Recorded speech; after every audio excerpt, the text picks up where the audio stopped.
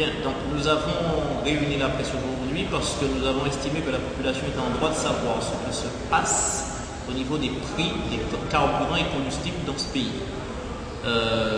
Ces derniers temps, nous avons eu des hausses successives qui amènent un litre de super aujourd'hui à 1,43 et nous pensons que, nous constatons déjà que les usagers, les consommateurs ne sont pas contents, mais il faut qu'ils sachent ce qu'on trouve dans ces prix-là. C'est pour cette raison que nous avons donc convoqué cette conférence de presse, où notamment annoncé que depuis le 21 juin 2008, les consommateurs payent une somme qui va alimenter un fonds qui sera versé au gérant en fin de contrat.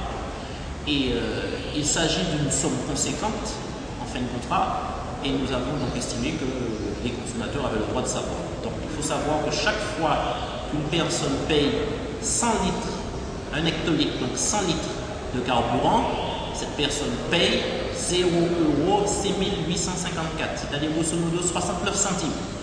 Et quand on sait le nombre de millions de litres de gazole, de supercarburant, de pétrole lampant et de FED vendus dans ce pays, on s'imagine bien que les compagnies pétrolières font une formidable économie sur le dos des consommateurs. C'est pour cette raison donc que nous avons convoqué cette conférence aujourd'hui, pour que les consommateurs le sachent, qu'ils s'emparent de ce sujet, qu'ils en débattent, et surtout nous l'espérons qu'ils aillent demander au pouvoir public pourquoi ils ont accepté qu'un tel accord se fasse sur le dos des consommateurs.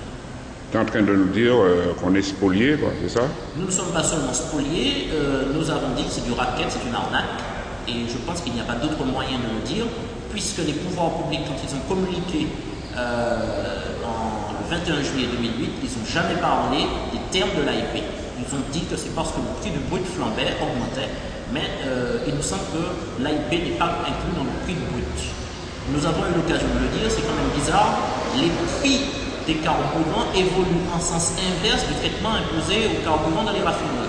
Le produit arrive tout noir, il ressort beaucoup plus clair, tandis que les prix qui étaient tout bas deviennent de plus en plus opaques chaque fois qu'on arrive au prix de vente. C'est quand même bizarre tout ça.